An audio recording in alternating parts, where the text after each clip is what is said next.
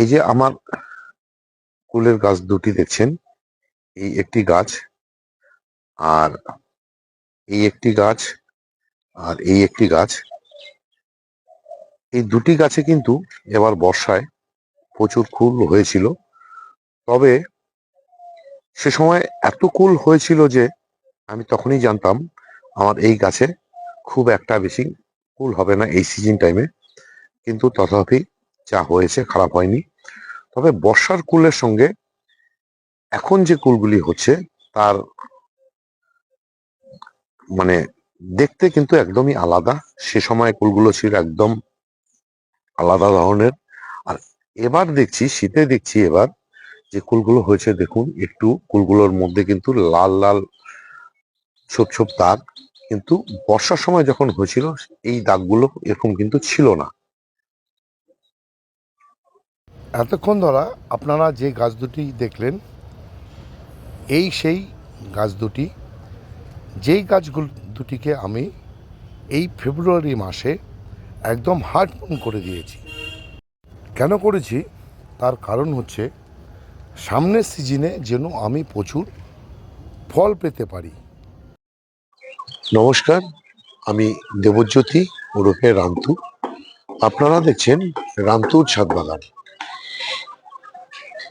এই যে ফুলের গাছগুলোকে আমি এভাবে ছেটে দিয়েছি তার কারণ হচ্ছে সামনের সিজনে প্রচুর ফলন পেতে গেলে, মানে প্রচুর কুল পেতে গেলে এই কুলের গাছের ধর্ম অনুযায়ী এভাবে কিন্তু কুলের গাছগুলোকে একদম হার্টবুন করে দিতে হয়।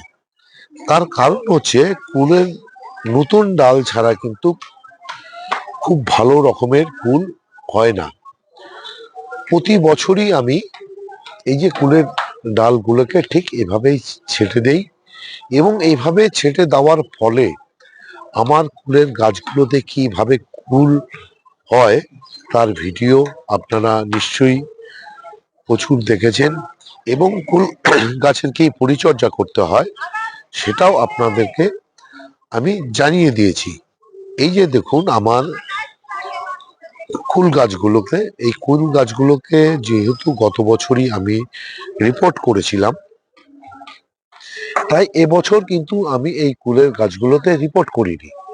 আমি কি করেছি, এই যে কিছুটা টবের থেকে কিছুটা মাটি তুলে নিয়েছি। তুলে নিয়ে মানে 3 থেকে 4 ইঞ্চি মাটি তুলে নিয়েছি। কারণ কুল গাছের যে মাটি শিকড় খুব একটা বেশি দূরে কিন্তু যায় না, তলের দিকটা বেশি ফাঁকা থাকে কিন্তু উপরের দিকে এর শিকড় গুলো ছড়ায়।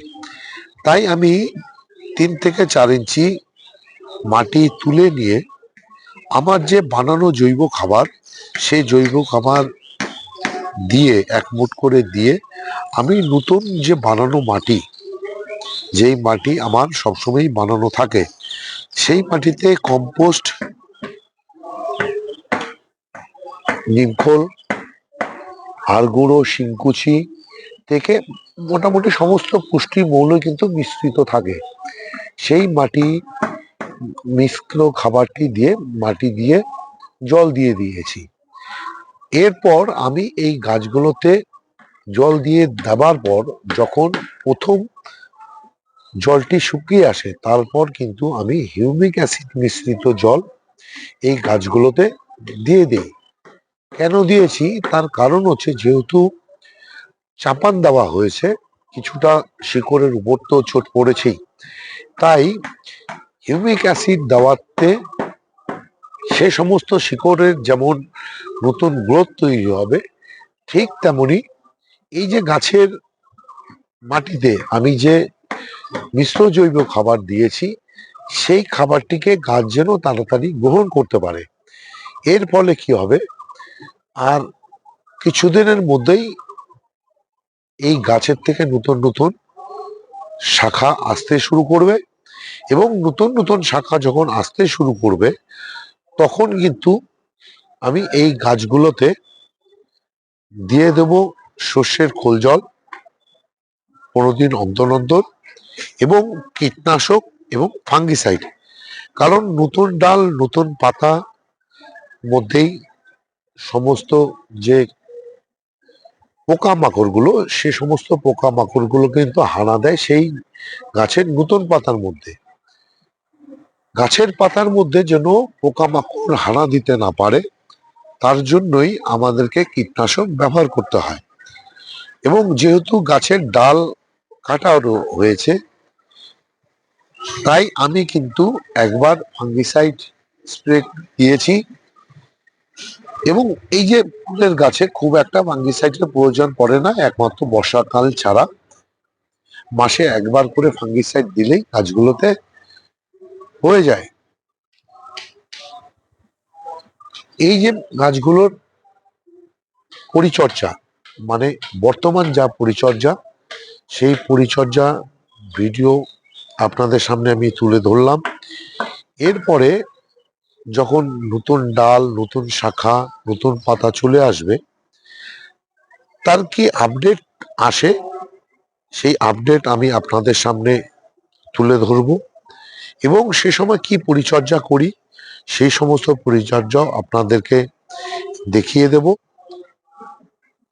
এই ছিল মোটামুটি আজকের ভিডিও। এই ভিডিওটি যদি আপনাদের ভালো লেগে থাকে তাহলে একটি লাইক দেবেন, কমেন্ট করবেন। আর আমার এই যে চ্যানেল যদি আপনাদের সাবস্ক্রাইব করা না থাকে তাহলে চ্যানেলটি সাবস্ক্রাইব করে নেবেন, কেননা প্রতিদিন দুপুর 1টায় আমার যে চ্যানেল রামদূত ছাদ বাগান, সেই চ্যানেলে কোনো না কোনো ভিডিও চলেই আসে। সেই ভিডিও দেখতে বা পেতে চাইলে আমার যে চ্যানেল, সেই চ্যানেলটিকে সাবস্ক্রাইব করে নিতে হবে। সবাইকে অশেষ অশেষ ধন্যবাদ এবং শুভেচ্ছা জানিয়ে আজকের ভিডিও শেষ করছি। সবাই ভালো থাকবেন, সুস্থ থাকবেন, সবুজের সাথে থাকবেন। ধন্যবাদ।